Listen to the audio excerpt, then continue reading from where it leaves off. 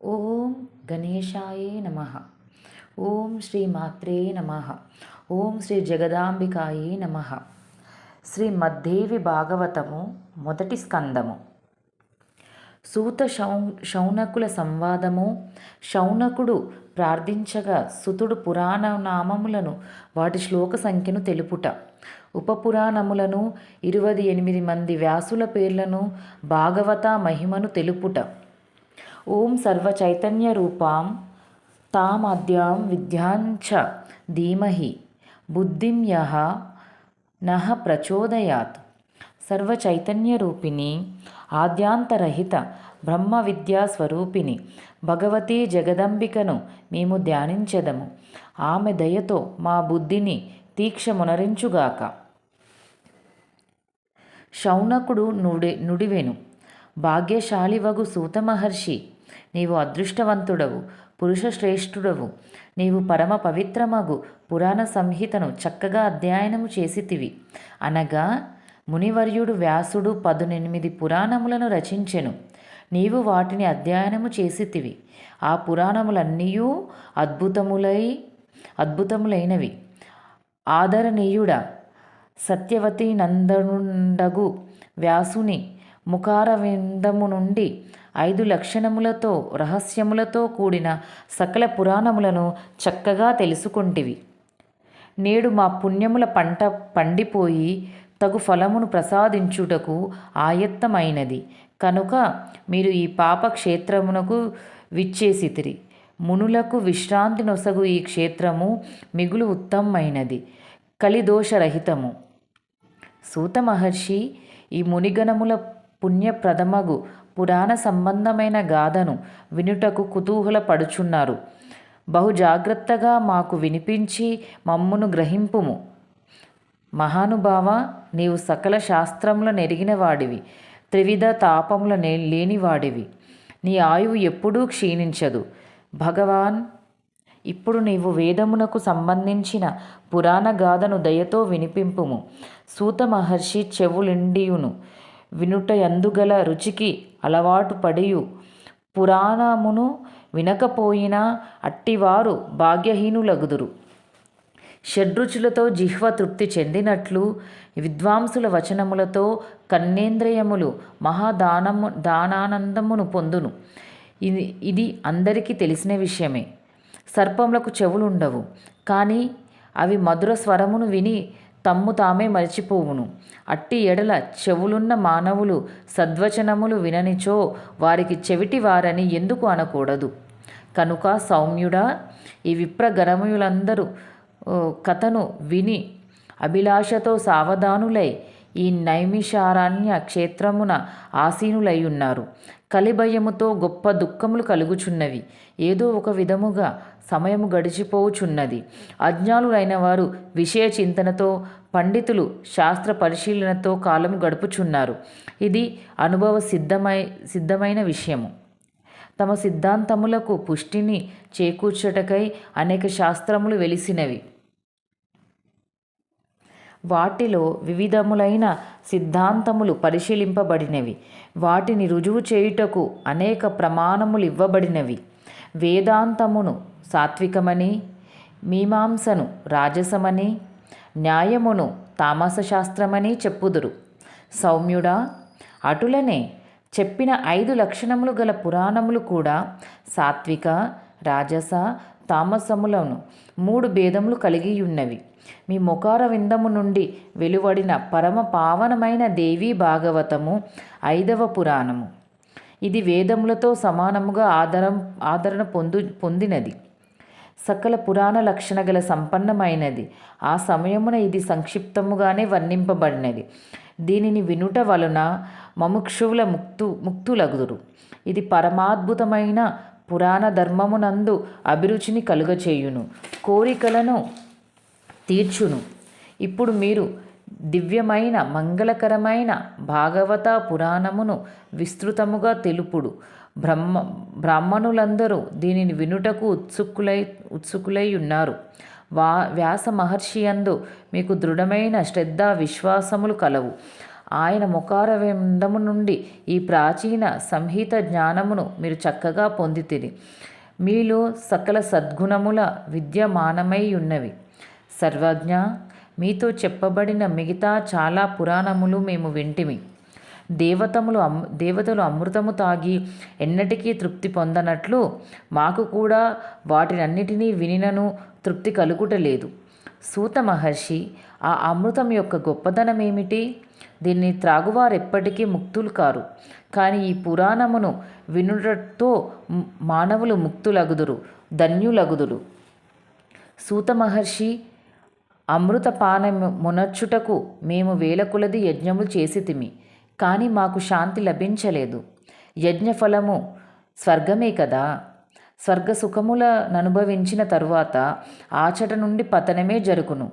ఇట్లు ఈ సంసార చక్రమునందు రాకపోకలు సాగించు క్రియ జరుగుచూనే యుండును. సర్వజ్ఞుడవగు సూత మహర్షి, ఈ త్రిగుణాత్మకమైన జగత్తునందు కాలచక్ర ప్రేరణ చేత మానవుడు సదా పరిభ్రమించుచూనే యుండును. వారికి జ్ఞానప్రాప్తి లేకుండా ముక్తి ఎప్పటికీ లభించదు.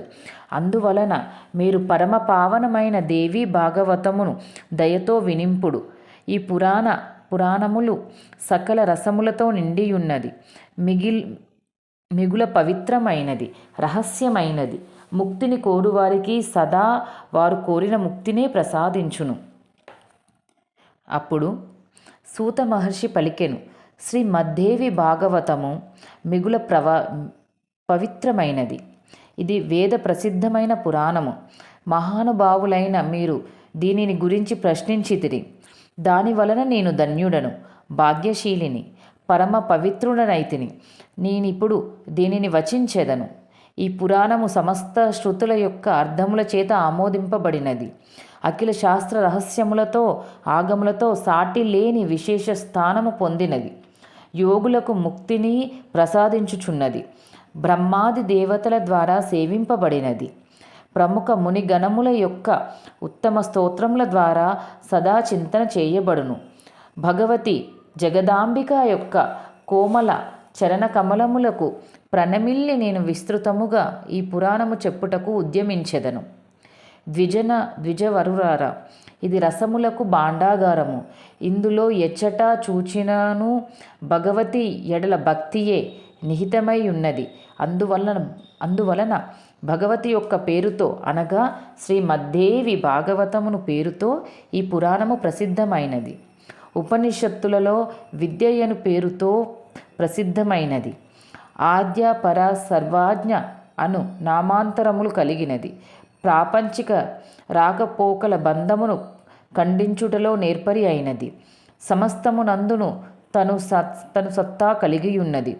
దుష్టజనులెన్నటికీ తెలుసుకోలేనట్టిది. మునులు ధ్యానించగా స్వయముగా తన ఉనికిని సూచించున్నది. అట్టి భగవతీ జగదాంబిక ఈ ప్రవచన కార్యమునందు సాఫల్యమును ప్రసాదించి అనుగ్రహించుగాక. తన త్రిగుణాత్మక శక్తితో సత్ అసత్ రూపమైన సకల జగత్తును సృష్టించి దాని రక్షించుటయందు తత్పురాలైనది. ప్రళయకాలమునందు సమస్తమును సంహరించునది. స్వయముగా ఒంటరిగానే విహరము సలుపు స్వాభావిక గుణము కలిగినది. చరాచర జగత్తును సృష్టించు భగవతి జగదాంబికను నేను మనసులో ధ్యానించెదను. బ్రహ్మ ఈ సమస్త సృష్టికి కర్తయని పురాణములు వేదములు తెలుపును. ఇది అందరికీ తెలిసిన విషయమే. భగవంతుడైన విష్ణువు నాభికముల నుండి బ్రహ్మ జనించెనని చెప్పుదురు. అట్టి ఎడల బ్రహ్మ స్వతంత్రమైన సృష్టికర్త ఎట్లాగును? విష్ణువు కూడా స్వతంత్ర సృష్టి అని చెప్పలేము. శేషశయ్య మీద నిద్రించుచుండగా ఆయన నాభి నుండి కమలము పుట్టెను. దానిని కూడా బ్రహ్మ ప్రకటితుడయ్యను. ఆ శ్రీహరి కూడా ఏదో ఒక ఆధారము ఆలంబము చేసుకునెను. ఆయనకు ఆధారంగా క్షీరసాగరమున కూడా స్వతంత్ర సృష్టి అని అంగీకరింపజాలము. అది జలము కదా. పాత్ర లేకుండా జలము నిలవదు. జలమునకు ఏదియో ఒక ఆధారము ఉండి తీరవలెను. కనుక చరాచర జగత్తునకు ఆధారంపైన జగదంబికయే సృష్టిగా నిశ్చయింపబడినది. నేను ఆమెనే శరణు పొందెదను. కమలమునందు స్థితుడైన బ్రహ్మకు ఆ దేవి దర్శనము లభించెను. విష్ణు భగవానుడు యోగ నిద్రాధీతునుడై శయనించి ఉండెను. అప్పుడు ఆ ప్రభువు మేల్కొల్పుటకు పితామహుడు జగదంబికను స్తుతించెను. ఆ దేవిని నేను శరణు జొచ్చితిని. ఆ దేవి సగుణ నిర్గుణ రూపిణి, ముక్తిని ప్రసాదించుచున్నది, మాయాస్వరూపిణి. ఇప్పుడు నేను ఆ జగజ్జనిని ధ్యానించి సకల పురాణములను ప్రవచించెదను. మునిగణములు విని నన్ను అనుగ్రహించెదరుగాక. శ్రీమద్దేవి భాగవతము అన్నిటికంటే ఉత్తమమైనది, పవిత్రమైన పురాణముగా అంగీకరించబడినది. దీనిలో 18 శ్లోకములు కలవు. ఇది సంస్కృత భాషయందు రచింపబడినవి. వేదవ్యాసుడు 12 స్కందములతో దీన్ని శోభిల్య చేసెను. ఈ పురాణమునందు 318 అధ్యాయములు కలవు.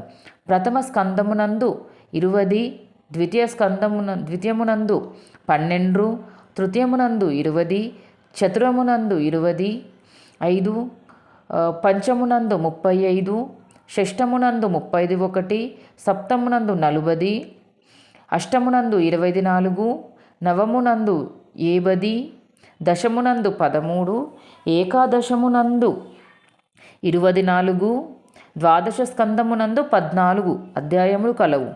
ఈ పురాణమునందలి ఈ అధ్యాయములలో 18 శ్లోకములున్నవి. మహాత్ములు వచించెదరు. పురాణ విషయము గల స్వర్గ, ప్రతిసర్గ, వంశము, వంశాను కీర్తనము, మన్వంతరవర్తన అను 5 లక్షణములతో ఇది శోభితమై ఉన్నది. నిర్గుణమైనది, సదా విరాజమానమై ఉన్నది, సమస్తమునందు వ్యాపించుచున్నది, వికారము లేనప్పుడునూ లేనిది, శివస్వరూపిణి, యోగులచే తెలియబడున్నది, సమస్తమును ధరించున్నది, తురియావస్థ యందున్నది. ఆ భగవతి సత్వ, రజ, తమోగుణ శక్తులు స్త్రీ ఆకారమునందు మహాలక్ష్మి, మహాసరస్వతి, మహాకాళి రూపమున ప్రకటనమైనది. ప్రపంచము యొక్క అస్తవ్యస్తతను తొలగించుటయే ఈ దేవి అవతరించెను. దీనినే శాస్త్రజ్ఞులు సర్గమందురు. సృష్టి, స్థిత, సంహార కార్యములు నిర్వహించుటకు బ్రహ్మ, విష్ణువు, రుద్ర రూపములలో ఆ ఆద్యశక్తియే ప్రకటితురాలయ్యను. ఇదియే ప్రతిస్వర్గ, చంద్రవంశపు రాజుల, సూర్యవంశుల రాజుల ఉపాఖ్యానమును కలిగినది. హిరణ్యకశిపుడు మొదలు దైత్యుల ప్రసంగ వర్ణలు గలది. వంశమని అందురు. స్వయంభు మొదలు గల ప్రముఖ మునువుల వర్ణన, వారి కాల నిర్ణయము మన్వంతర మను పేరుతో ప్రసిద్ధి వహించెను. ఆ మనువుల వంశ పరంపరను విశదముగా వర్ణించినదే వంశానుచరితమయ్యెను. ఈ 5 లక్షణములతో ఈ పురాణము శోభిల్లుచున్నది.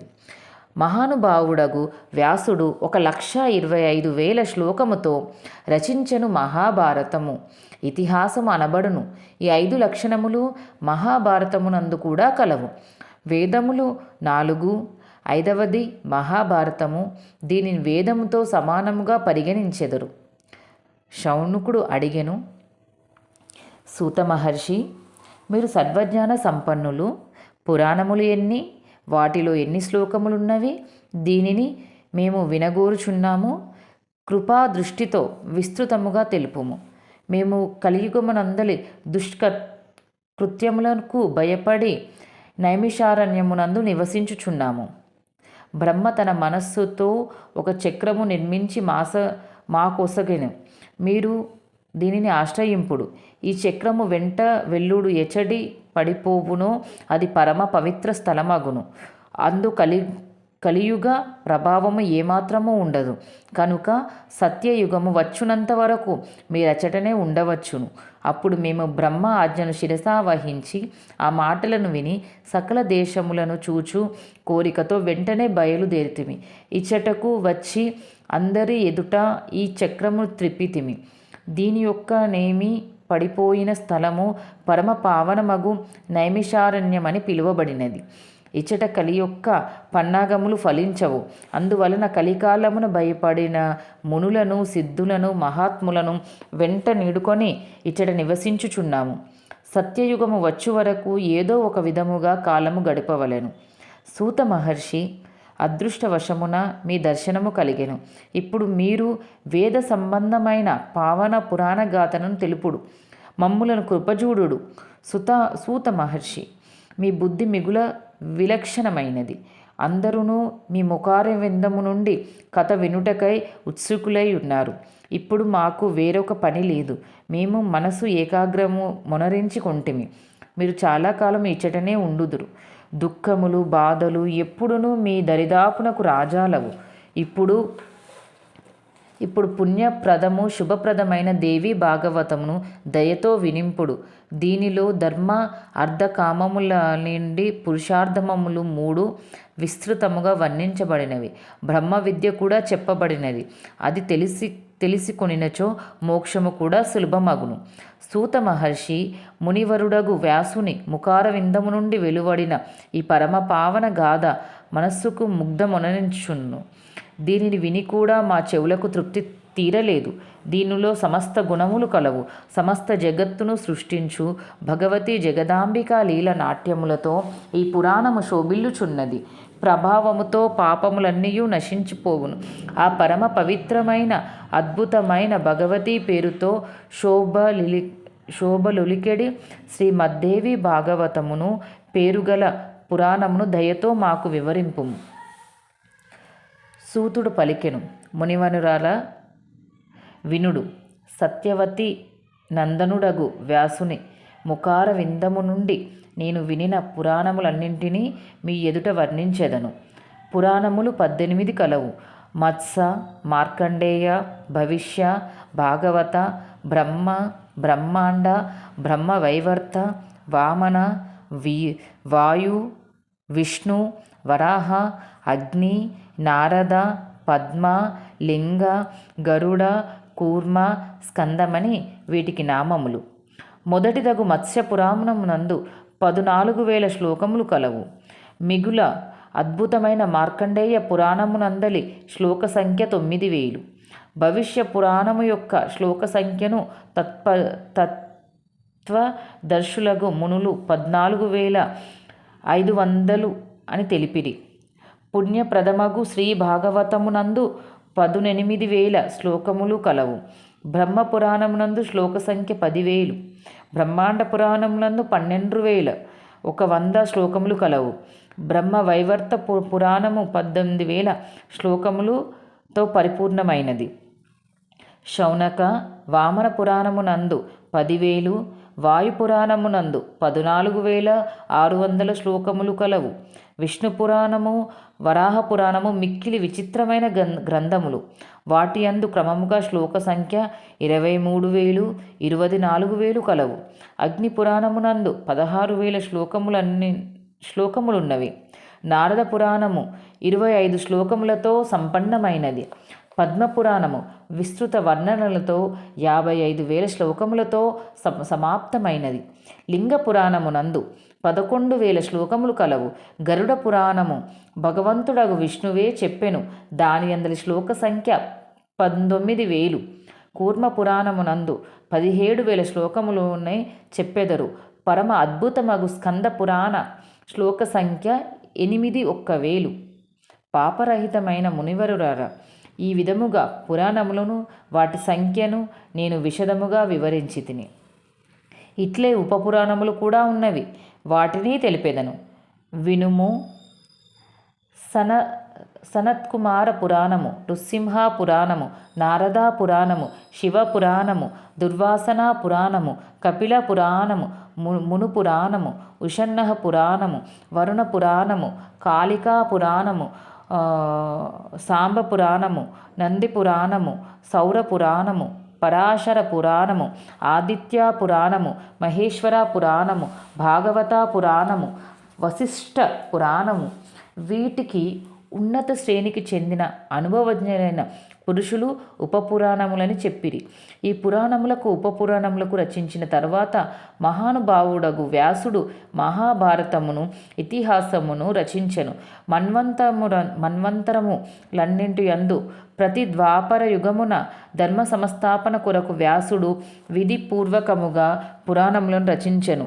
ప్రతి ద్వాపరమును యందును భగవంతుడగు విష్ణువే వ్యాస రూపమున ప్రకటితుడగును. జగత్ కళ్యాణమును కోరి వేదమును అనేక భాగములుగా విభజించెను. కలియుగమునందలి బ్రాహ్మణులు అల్పాయువులు మందబుద్ధులని తెలుసుకొని ఆ ప్రభువే ప్రతియుగమునందు పుణ్యములగు పురాణ సంహిత రచనలు చేయుచుండును.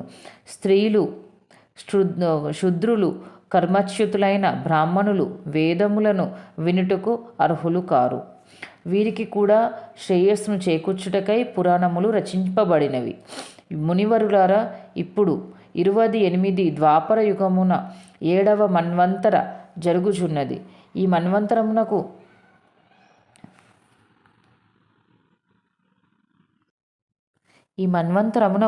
అధిష్టాత వైపస్వతమనువు. సత్యవతి నందనుడైన వ్యాసుడు నా గురుదేవులు. ఆయనతో సమానముగా ధర్మమును నెరిగిన వారను లేరు. ఆయనయే మన్వంతరమున వేద వ్యాసుడాయను. 19వ మన్వంతరమునందు ద్రౌణియగు పేరుగల వ్యాసుడుండెను. ఇప్పటి వరకు 27 వ్యాసులు ఉండిరి. ప్రతి యుగమునందు వారి చేత పురాణ సంహితలు చెప్పబడుచున్నవి. ఋషులు అడిగిరి, మహానుభావుడగు సూత మహర్షి, ఇప్పటి వరకు ప్రతి ద్వాపర యుగమందు పురాణములు రచించడి వ్యాసదేవులు ఎందరు గలరు? వారికి మాకు పరిచయము చేయుము. సుతుడు నుడివెను, మొదటి ద్వాపరమునందు వేదమును స్వయముగా బ్రహ్మయే విభజించెను కనుక ఆ యుగమునకు వ్యాసుడు బ్రహ్మయే. 2వ ద్వాపరమున ప్రజాపతి వ్యాసుని కార్యమును సంపన్నము చేసెను. 3వ ద్వాపరమున ఉషనుడు, 4వ దానియందు బృహస్పతి, 5వ దానియందు సవిత, 6వ దానియందు మృత్యుదేవుడు వ్యాసపదము నదిరోహించిరి.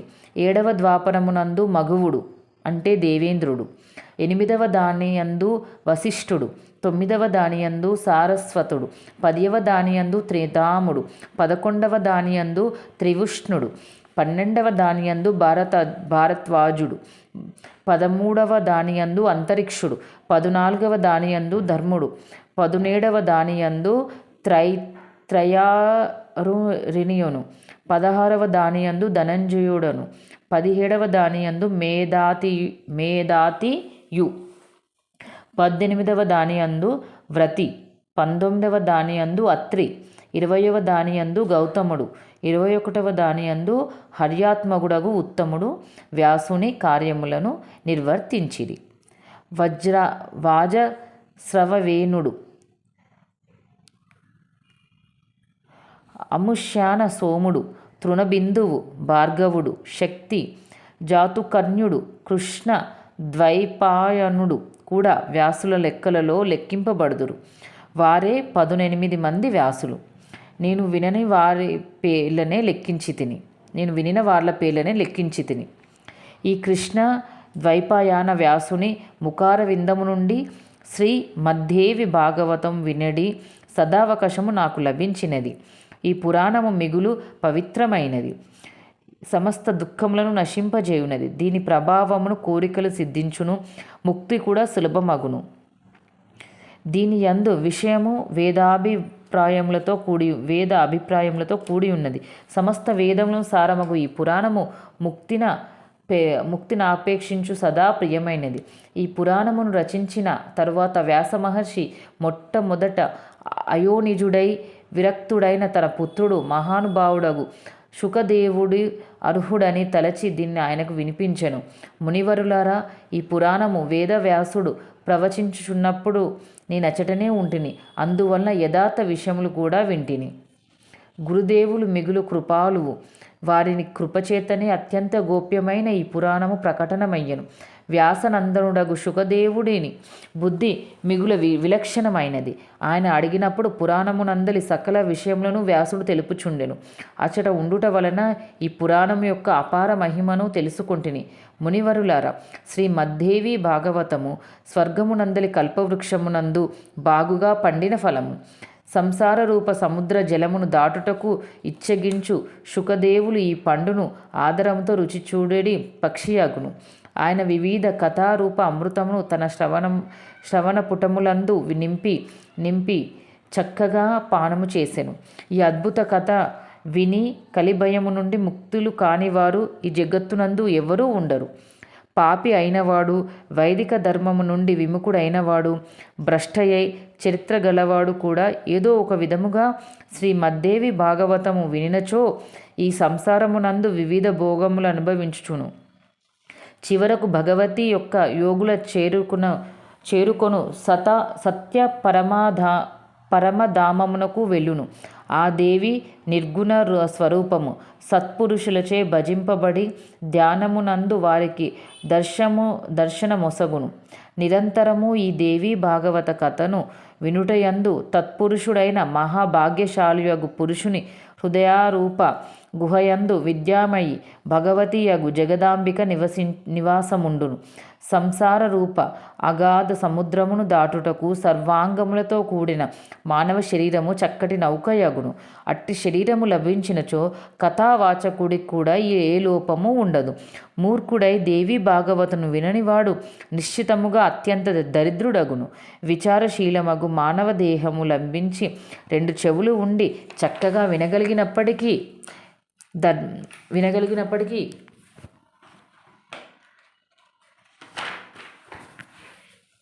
సకల మనోరథము నెరవేర్చునట్టి ఆనంద భాండారగానమైనట్టి పరమ పవిత్రమైనట్టి ఈ భాగవత పురాణమును వినకుండా ఇతరులను నిందించుయందు ఇతరుల గురించి చర్చను వినుటయందు మత్తెక్కినట్టి ఆ మూర్ఖుడు తన్ను తాను నశింపజేసుకొనును.